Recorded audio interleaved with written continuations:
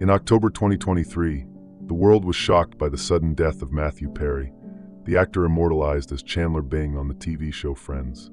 At 54 years old, he was found unconscious in a hot tub at his home in Los Angeles. The official report indicated accidental drowning with the presence of ketamine and other medications in his system. But what began as a tragic news story soon took on other proportions. Details leading up to his death, public statements, and social media posts sparked unease in thousands of people. Nothing about it seemed like just a coincidence. The images, the words, and the exact timing of everything that happened before and after his death created a trail of questions that, to this day, remain unanswered. This led to a growing buzz in forums, videos, and independent reports. Was Matthew Perry simply another victim of his own personal battles, or was he involved in something bigger? Something many avoid talking about? Welcome to another night where mysteries never sleep. I'm Midnight, and this is 7 Nights. Before we begin, I'd like to ask for your help. Like the video, leave a comment, and subscribe to the channel. It's just one click, but it makes a huge difference in helping YouTube deliver the videos to more people, and in allowing me to keep bringing this content to you. I'm counting on you. Let's get into the video.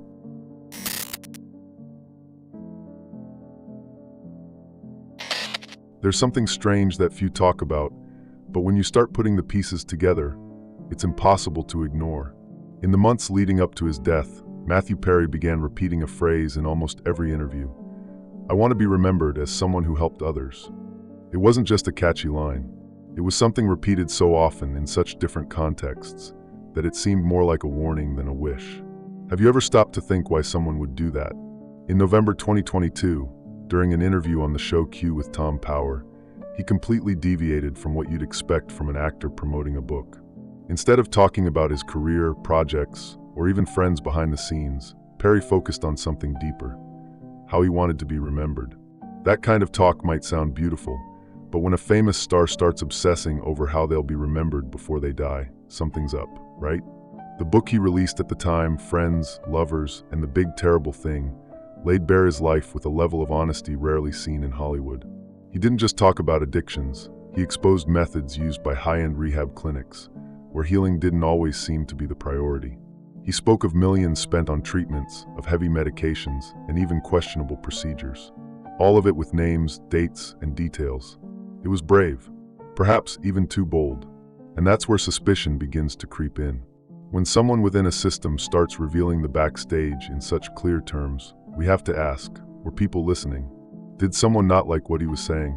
Because unlike other celebrity memoirs, Perry didn't sugarcoat. He pointed fingers. Even so, he stuck to the same message. At book signings, he avoided the spotlight, didn't seem thrilled with the book's success. Witnesses say he would calmly say thank you and once again repeat, "I hope this book helps someone." It was as if fame no longer mattered. He wanted the message to remain, not his name. That, in itself, is already strange. An actor so tied to comedy suddenly becoming an obsessive messenger about pain and recovery. And it's not just the shift in tone. It's the focus. Why did he speak so much about legacy and nothing about the future? Can you imagine a public figure talking that much about how they want to be remembered if they weren't trying to say something? And this is where many people begin to suspect that it wasn't just a reflective phase. The repetition of the phrase, the content of the book, the withdrawal from public life, it all seems like a setup. As if he were leaving an intentional record, something to be revisited later. As if he were saying, if something happens to me, it's all here. And this isn't some cheap conspiracy theory. This is a pattern. Other celebrities who died under murky circumstances also left signs. Heath Ledger became obsessed with dark themes before his death. Avicii abruptly walked away from fame and later started saying too much. Coincidence or warning? The strangest thing is that Matthew Perry seemed calm, not desperate. He didn't act like someone about to fall apart. He acted like someone who had already understood something and was just trying to pass it on. But who was paying attention? If we calmly revisit all of this, it's impossible not to feel uneasy. That repeated phrase, the disguised farewell tone, the selective silence. It feels like he was trying to say more than he could. And what if he really was trying to warn us? How far does the power of a phrase repeated over and over go when the rest of the world chooses not to listen?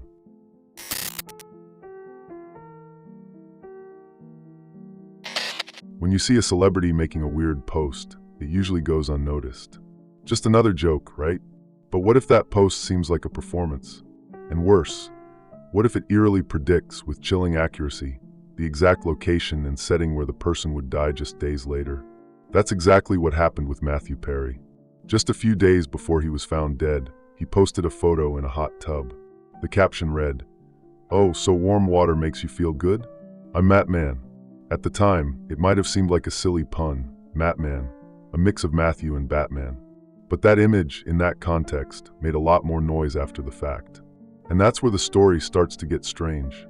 Why would someone start using a superhero persona right before dying? And why do it specifically inside a hot tub, the place where the death occurred? Most people didn't notice, but that wasn't the first time he used that nickname. He posted it several times. It was always Matman, with a tone more somber than funny. And the posts became increasingly disconnected from reality. The photos looked staged, almost symbolic. One, for example, showed him sitting in the dark, his face lit only by the lights from the hot tub. No caption, no context. Just the image and the name Matman. And when you remember who Batman is, a lone vigilante, fighting against corrupt systems, always on society's fringes, you start to wonder, was he trying to represent something? There's a strong conspiratorial reading here, but it didn't come out of nowhere. Several names in the entertainment industry have been found dead in bathtubs. Whitney Houston, her daughter, Bobby Christina, Brittany Murphy, Dolores O'Riordan from the Cranberries. And in many of these cases, there's always a loose end, something that doesn't quite fit. Are we really looking at a string of coincidences, or is there something more ritualistic behind it?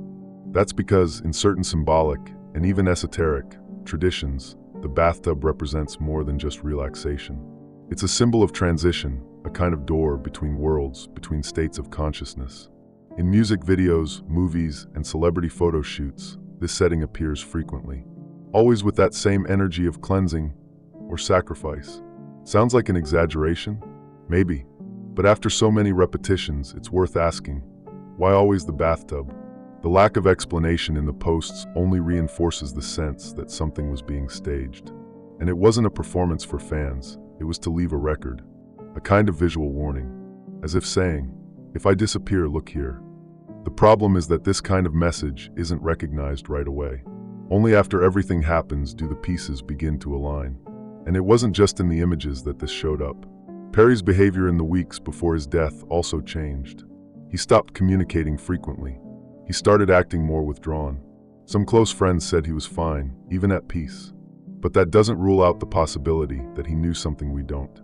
While mainstream media focused on repeating that it was an accidental death, the visual details faded into the background. No TV program investigated the meaning of the photo. No newspaper commented on the recurring bathtub symbol in other deaths. It seems there's an invisible line separating what can be discussed and what must be left out. And now looking back, can you see it? The posts, the symbols, the tone. It was all subtle, but it was there. And maybe Matthew knew no one would notice while he was still alive. Maybe he told his story in the only way he still could, through images.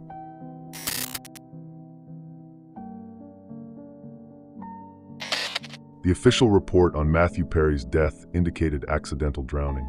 But there was something else in the report that drew attention: ketamine. This substance, originally used as an anesthetic in medical procedures, has increasingly been applied in alternative treatments for depression and anxiety, including among celebrities. But here's the catch: it's not harmless, especially in the wrong combinations. According to the coroner, Perry had ketamine in his system, along with other medications including buprenorphine, an opioid used in addiction treatment. The official explanation was that he was undergoing supervised treatment. But the presence of the substance at potentially sedative levels raises an important question. Who was monitoring this? And why would he have used ketamine, knowing the risks of interaction? This is where it gets delicate. In recent years, ketamine has come into use at clinics catering to high-profile patients. Expensive treatments, administered via intravenous or nasal infusion, in sessions that promise a kind of mental reset. But the FDA itself still approaches this method with caution. The side effects can be severe: dissociation, loss of consciousness, and in some cases, psychotic episodes. And once again, it all depends on the dosage. Who controls that? In Matthew's case, the ketamine wasn't administered on the day of his death. According to the report, he had undergone treatment days earlier, but there were still traces in his system. The question many raise is, if he was home alone with a cocktail of substances in his body, was it really accidental? Or was there a failure or absence of supervision? This isn't the first time ketamine has been associated with celebrities. Kanye West mentioned its use in 2020, during a turbulent period in his career. Elon Musk has also cited it in recent interviews. The drug has gained the status of elite therapy, despite the risks. And when these public figures speak openly about using it, the industry starts treating it like a miracle solution. But no one talks about what happens when things go wrong. In recovery communities, there are reports that celebrities are often subject to flexible protocols, where doctors authorize high-risk substances based on private agreements. In that scenario, health becomes a customized product, and those paying a lot expect immediate results. Perry, who had already gone through more than a dozen rehab programs, likely knew these alternative routes. But was he fully in control of what was being administered? There's a theory circulating in Hollywood's backstage, unofficial but persistent. It claims that certain public figures are followed not just by doctors for treatment, but for regulation. The choice of substances, dosages, and even timing of application would serve to keep these figures functional, but never fully stable. A kind of chemical manipulation that keeps the image under control. Just a theory? Maybe. But it gains traction when one observes the pattern of silent collapses that keep happening. Perry himself mentioned in past interviews that many times he didn't know exactly what he was taking. He trusted the specialists, the protocols, and later found himself in altered states without understanding how he got there. He also reported time lapses and disorientation during certain periods of his life, all before ketamine even entered the picture. If this was already happening before, what changed now? And the most concerning part is that in this treatment model, the line between healing and control is very thin. A patient in constant rehab, with a history of overdoses, should never be alone at home after a recent ketamine application.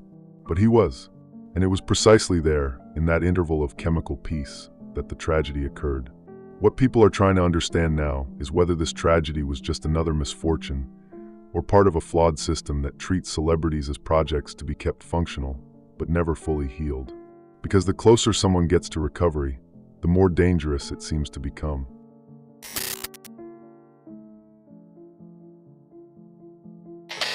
There's a curious and disturbing repetition in certain celebrity deaths. And I'm not talking about early fame or overdoses. I'm talking about a physical pattern, a specific setting, the bathtub. Matthew Perry was found dead in one at home at 54 years old. And he wasn't the first. Whitney Houston, Brittany Murphy, Bobby Christina, Dolores O'Riordan. All of them also in bathtubs. Coincidence? Maybe. But when it happens this often, it's impossible to ignore. What's strangest is that these deaths usually carry the same tone. Apparent domestic accident, no signs of violence, combination of substances. The formula repeats itself. The scene is nearly identical. And what once seemed like just a background detail begins to take on symbolic and conspiratorial weight. If you've ever heard that certain images become signatures in occult contexts, you'll understand what I mean. The bathtub, in some symbolic traditions, represents a place of transition. A crossing point between two states, life and death, consciousness and oblivion. In certain esoteric branches linked to the entertainment industry, it appears as a kind of ritual. Not declared, of course, but shown, repeated, visually documented before tragedies. Just look at pop stars' music videos, ad campaigns, and even films featuring characters being cleansed in water. It's a powerful symbol. And that's where things start to get uncomfortable. Because if we look closely, it's not just the deaths that follow this pattern. It's also the moments leading up to them. In many cases, there are strange posts, reclusion, out-of-character behaviors, and visual symbols, exactly like in Matthew Perry's case. Remember the photos of him in the bathtub, days before his death? Again, the same setting. Foreshadowed. Documented. Brittany Murphy's case is one of the most emblematic. She was found at home, in the bathroom, with a history of prescribed medications and no visible injuries. A few months later, her husband died in the same way, in the same place. The investigation found no culprits, but also gave no answers. Then there's Bobby Christina, daughter of Whitney Houston, found unconscious in a bathtub, just like her mother. What are the odds of that happening twice, in the same family, in the same way? These cases aren't just tragic. They carry a visual and narrative pattern that remains silent. It's not the kind of thing you'll see in newspapers. Traditional media covers the essentials, mentions the clinical causes, and closes the case. But behind the scenes of pop culture, in forums, in Hollywood's backstage, among former studio employees and producers, this kind of pattern is discussed cautiously, as something everyone notices but no one wants to say out loud. Some theorists claim that these deaths involve more than coincidences, that they are, in fact, the end of a silent cycle for those who try to pull too far away from the control the industry exerts. This could explain why so many of these people were in phases of withdrawal or on the verge of speaking openly about their experiences. Can you see the thread that connects these stories? Matthew Perry had already distanced himself from the mainstream media. He was in a phase of reclusion, focused on recovery, writing, reflecting. And still, or maybe because of that, he ended his life in the exact same kind of scene. That's not just unsettling, it's symbolic. And those who have been observing these patterns for longer know that symbols are everything in this kind of narrative. This isn't about claiming there's a supernatural force or cult lurking. It's about closely observing how certain contexts repeat, how certain elements always seem to be present. Why the bathtub? Why the calmness described in the reports? Why so many quiet deaths, with no signs of violence in seemingly safe places? In the end, what we see is a theater, a production where the setting repeats itself, so often it stops being coincidence and becomes language. A language that perhaps only a few can read, and even when it's read, it remains without a clear answer.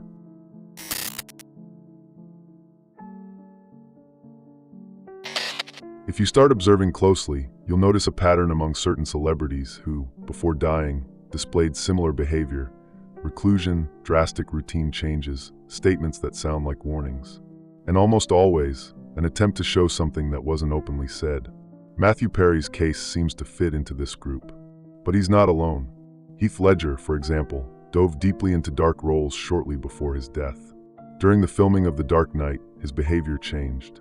He isolated himself, slept very little, obsessively jotted down thoughts in a journal.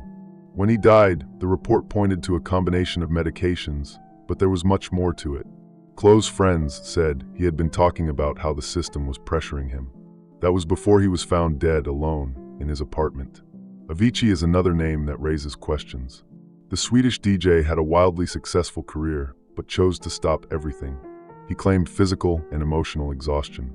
He appeared in documentaries revealing the toll the music industry had taken on his mental health. Shortly after, he died under circumstances that are still debated today. Officially suicide, but many still believe he knew too much and tried to walk away. Brittany Murphy also had a strange ending. She spoke out about problems behind the scenes in Hollywood, clashed with producers, and said she was being followed. Not long after, she died at home. The official report mentioned pneumonia and anemia, but those who saw her body described something different. Her husband died months later, the same way. Same house. No answers. These aren't isolated cases. They're stories of artists who, for some reason, began expressing themselves differently. Many started talking about control, abusive contracts, excessive medication, manipulation of public image. And when they try to break free, there seems to be a cycle that repeats. A sequence of strange events leading to a tragic end. There's an idea, and proven but echoed in many alternative circles, that public figures are silenced when they become unstable for the system. Not emotionally unstable, but unpredictable. When they go off script, when they threaten to reveal too much. That's when the ruptures appear. Contract terminations, public withdrawals, and finally, the ultimate silence. Matthew Perry, with his revealing book and veiled messages on social media, seemed to be heading in that direction. He stopped following the entertainment line and started addressing sensitive topics: addiction, the behind the scenes of fame, questionable medical experiences. Not with sensationalism, but with disconcerting honesty. And maybe that was too much. The difference in these cases lies in the details. None of them left a direct accusation. No one named an organization, a person, or a plan. But all of them left clues. Journals, posts, disjointed phrases that only make sense afterward. And that might be the only way to escape the radar, to say without saying. When many pieces fit together across different boards, you have to ask, were these people truly suffering on an individual level, or were they up against something bigger? Something they couldn't face alone? And what if the pattern is there, but no one wants to look?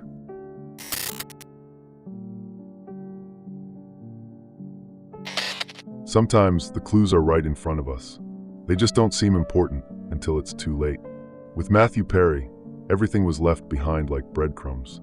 A repeated phrase, a photo out of context, a book written with urgency. Each element, on its own, might seem harmless. But when we put it all together, a new picture begins to form. One that he perhaps knew would only be understood after he was no longer here. What stands out the most is how he didn't directly attack anyone, didn't expose a specific enemy. And yet, his words were unsettling. In the book, for instance, he didn't just detail his struggle with addiction. He spoke about a system that fails, about clinics that profit from relapses, about the endless cycle of rehab. All of this told by someone who lived it from the inside. And then came the posts. The Matman persona, the silent photos, the somber tone. There was no direct explanation, nor did there seem to be an intent to entertain. It was as if he were marking territory, leaving a trail as if to say, pay attention to this. It'll make sense later. And now it does. What's most unsettling is that almost no one listened. Not his castmates, not the mainstream media, not the public, at least not at the time. Most people only began to revisit his words and posts after his death, when it was already impossible to ask directly. That, in itself, seems to have been part of the plan, as if he knew he would only be heard afterward. If we think about it, Perry never positioned himself as a victim. He spoke like someone who had understood the system and was trying to warn others about it, but without shouting, without accusing, just showing, through what he wrote, what he posted, and even what he chose not to say. This indirect and symbolic way of communicating connects perfectly with the idea of someone trying to escape an environment where speaking openly is dangerous. And if we look at the other similar cases we've mentioned, we'll notice that this is almost a constant. When someone tries to reveal something, they always do it between the lines. And then comes the question that many try to avoid. Why would someone like Matthew Perry, who had money, fame, and access to the best treatments, still feel so unsettled? Why didn't he follow the path of career celebration, like so many others? Why did he choose pain as the central narrative? It seems that deep down, he knew there was something much bigger at stake. That his story wasn't just his. It was the story of many. And perhaps, by telling his own, he hoped to trigger a chain reaction. One that never came, or is still on the way. That's why his case can't be simply filed away as just another tragedy. He left behind too much material, too many signs. When someone does that, it's because they hope someone is paying attention. And maybe, in the midst of all this, the real question is no longer about how he died, but about what he tried to show us before he left. Matthew Perry may be gone, but the echo of what he left behind continues to reverberate. He didn't shout, he didn't accuse, he didn't dramatize. He simply laid the pieces on the table. A book, a sequence of images, a repeated phrase, and a death in a setting far too familiar to be mere coincidence. What seemed like just another story about addiction turned into something bigger, a possible silent denunciation of a system that consumes its idols from within and silences those who try to reveal what they saw inside. This story is just one piece, and one day, maybe you'll see the whole puzzle. If this made you think too, subscribe, like the video. It helps the channel grow. Don't forget to share it, because more voices mean more discoveries.